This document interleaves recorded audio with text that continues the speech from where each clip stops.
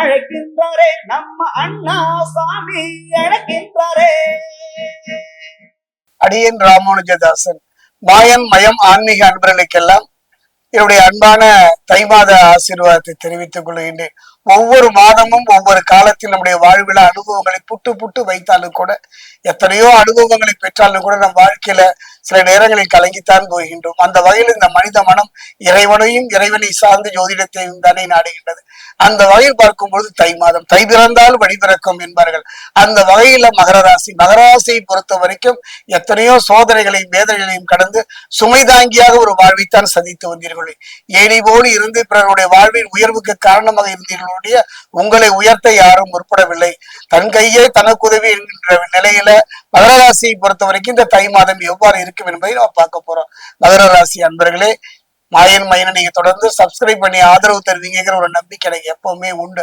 அந்த வகையில நான் வழிபடுகின்ற நரசிம்மரும் விஷ்ணு மாயனும் இதை பார்க்கின்ற கேட்கின்ற மகர ராசி அன்பர்களுக்கு எல்லா நலன்களையும் வழங்க வேண்டும் என்று பிரார்த்தனை செய்கின்றேன்.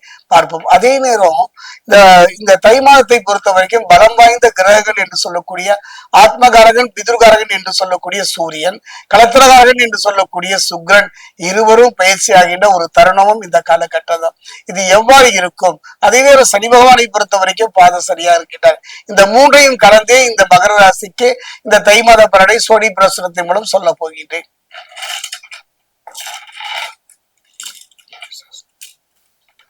மகரத்தில் இருக்கக்கூடிய உத்திராடம் 2-3 நாள்,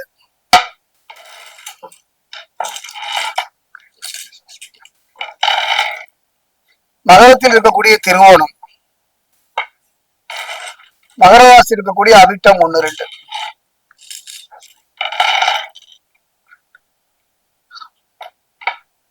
மகர ராசி அன்பர்களே, ஒரு அற்புதமான காலம் என்றே சொல்வேன்.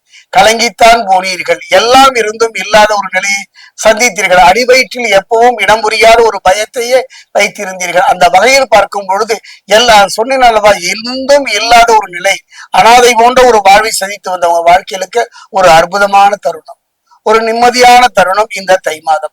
இப்படின்னு பாத்தீங்கன்னா சனி ராசிக்கு 3ஆம் இடத்துல இருந்து நன்மைகளை வாரி வழங்கி கொள்ள போகின்றார். சனி பகவான் பொறுத்த வரைக்கும் ஒரு அற்புதமான யோக பலனை தர போகின்றார். கொஞ்சம் கவனமாக இருந்து விட்டாலே போதும். தவறான பழக்க வழக்கங்கள், தவறான தொடர்பு இல்லாமல் பார்த்து கொண்டாலே போதும். நல்ல யோக பலன்களை சனியே உங்களை பார்த்துக் கொள்வார். அதே நேரம் பாத்தீங்கன்னா புதிய தொழில் மூலமாக நல்ல லாபம் கிடைப்பதையும் அவர் பார்த்துக் கொள்வார். வேலை வாய்ப்புகள் தேடி வரும். புதிய வேலை வாய்ப்புகள் முயற்சி செய்வதற்கு அருமையான தருணம். குறிப்பா அரசு துறையில வேலை செய்வதற்கு ஒரு நல்ல தருணம். இது காரணம் என்னன்னு பாத்தீங்கன்னா செவ்வாயை பொறுத்த வரைக்கும் மகரத்திற்கு எந்த காலத்திலுமே ஒரு உதவியாக இருந்ததில்லை. புரிந்து கொள்ள முடியாமல் படாத பாடுபடுகின்ற ஒரு காரணம் மகர ராசிக்கு. அந்த வகையில யாரை நம்புவது, யாரை நம்பாமல் போவது என்றெல்லாம் ஏமாற்றத்தை சந்தித்த வந்த மகர ராசிக்கு ஒரு அருமையான சந்தர்ப்பம் இந்த செவ்வாய். ஒரு நல்ல ஒரு வாய்ப்பு. கடந்த கால கசப்புகள் மறந்து எதிர்காலத்துல பயம் இல்லாமல் நிம்மதியாக வாழ்கின்ற ஒரு தருணத்தை செவ்வாய் இந்த தை மாதம் அமைத்து தருகின்ற ஒரு நல்ல சந்தர்ப்பம், ஒரு நல்ல வாய்ப்பு. வேலை வாய்ப்புகள் தேடி வரும் என்றேன் அல்லவா, அந்த வேலை வாய்ப்பு அரசு துறை சார்ந்ததாக கூட இருக்கலாம். குருவை பொறுத்த வரைக்கும் 6ஆம் இடத்தில் நன்மையை பெரிதாக வழங்க மாட்டார். என்னுடைய அனுபவம் தாங்க. மகரத்துக்கு குரு பகவான் தேவகுரு எந்த காலத்திலுமே நன்மை தரமாட்டார். அவர் 6ஆம் இடத்தில் இருந்தால் என்ன, 10ஆம் இடத்தில் இருந்தால் என்ன. அதே நேரம் பாத்தீங்கன்னா தேவகுரு தராததை அசுரகுரு அள்ளி தருவார். எப்பொழுதுமே கவலைப்படாதீர்கள். உங்கள் கண்ணீரை துடைக்கின்ற ஒரு தருணமும் கலத்திரகாரகன், அந்த கடத்திரக்காரனும் உங்களை நோக்கி வந்து விட்டார். அந்த வகையில் பார்க்கும்போது இந்த மாதத்தினுடைய 15ஆம் தேதிக்கு முன்னால பாத்தீங்கன்னா இழந்ததை திரும்ப பெறக்கூடிய ஒரு நிம்மதியான தருணம். வாங்கிய கடனை அடைத்து நிம்மதி தருகின்ற ஒரு தருணம். அதாவது பேர் கேட்டு ஊர் கேட்டு வாழ்ந்த ஒரு காலம் மாறி எல்லாம் இழந்ததை திரும்ப பெறுகின்ற ஒரு அற்புதமான தருணம். சிலரிடம் வாங்கிய கடனை அடைக்க முடியாமல் போராடிய மகர ராசிக்காரர்களா வாங்கிய கடனை அடைப்பதற்கு அற்புதமான தருணம். வீண் படிபாவங்கள் இருந்து விடுபடக்கூடிய ஒரு அற்புதமான சந்தர்ப்பத்தை இதெல்லாம் யாரு தரான்னு பாத்தீங்கன்னா இந்த பயிற்சி தாங்க. இந்த சூரிய பயிற்சியும் இந்த கலத்தகார சுக்கரனுடைய பயிற்சியும் தான். அதே நேரம் அப்பா பிள்ளைகளுக்குள்ள சில கருத்து வேறுபாடுகள் வந்து மறையும். அதாவது விட்டு கொடுப்பவர் யாரும் கெட்டு போவதில்லை. உங்களுடைய ரத்தம் தானே, அனுசரித்து போய்விடுங்கள். நம்ம யார் யாற்றெல்லாம் அனுசரித்து போறோம், யார் யாற்றெல்லாம் விட்டு கொடுத்து போறோம், பெற்ற பிள்ளை தந்தை தானே, அனுசரித்து போவீர்களானால் அற்புதமான யோக பலனை தரக்கூடியவர்கள். அந்த வகையில பார்க்கும்போது பூர்வீக சொத்துல இருந்து வந்த பிரச்சனைகள் படிப்படியாக குறைவதை பார்ப்பீர்கள். பிள்ளைகள் உங்கள் கண் முன்னால் வளர்ந்து வளர்ச்சி அடைவதையும் உன்னதமான ஒரு நிலை வழி நோக்கி நகர்வதையும் நீங்கள் காணலாம். அதே நேரத்துல பாத்தீங்கன்னா ராகு யோககாரகன் என்று சொல்லக்கூடிய ராகு 2ஆம் இடத்திலும், ஞானகாரகன் என்று சொல்லக்கூடிய கேது 8ஆம் இடமான அஷ்டமஸ்தானத்தில் அமர்ந்திருப்பதனால யாரையும் பகைத்துக் கொள்ளாதீர்கள்.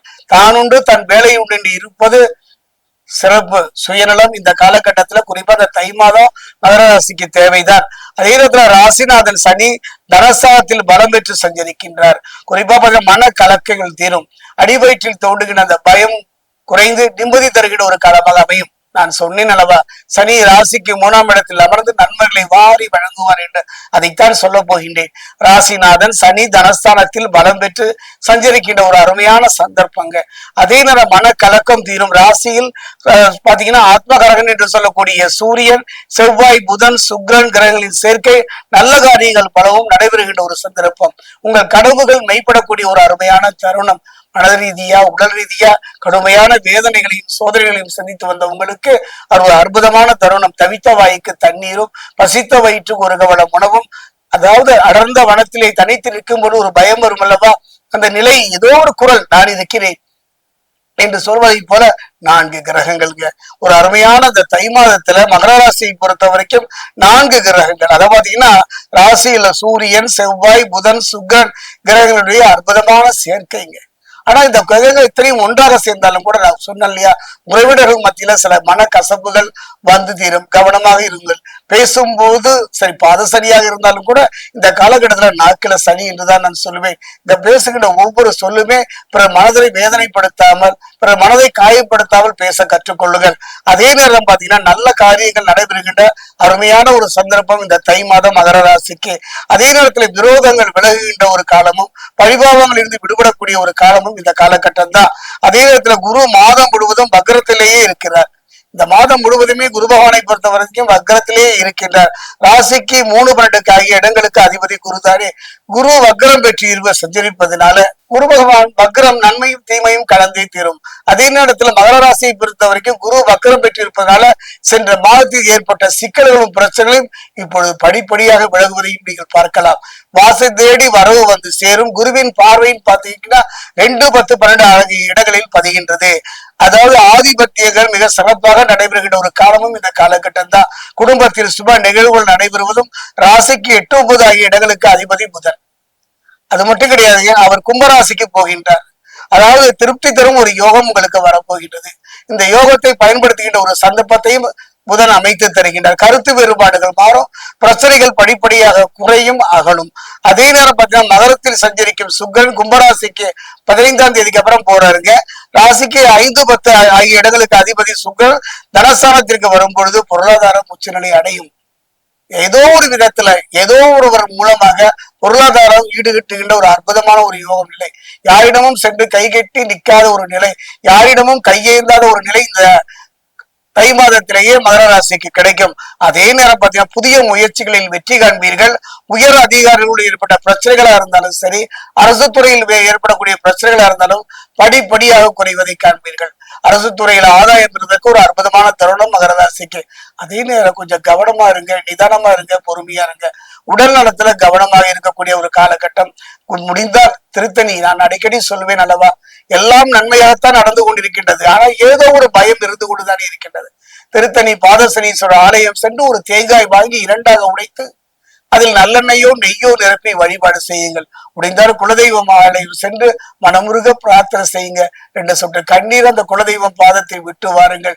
நிம்மதி தருங்கள். எத்தனை இழப்புகளை சந்தித்து விட்டீர்கள், எத்தனை ஏமாற்றங்களை சந்தித்து விட்டீர்கள், எத்தனை துரோகங்களை சந்தித்து விட்டீர்கள், அத்தனையும் ஈடுகட்டி எல்லோரும் நினைப்பாங்க மகர ராசியை பொறுத்த வரைக்கும் முடிந்தது இவன் கதை, படகு முழுகி விட்டது என்றவர்கள் கொக்கரிக்கின்ற பொழுது அது படகல்ல, அது நீர்மொழி கப்பல் என்பது போல எழுந்து வருவதை கண்முன் காண்பீர்கள்.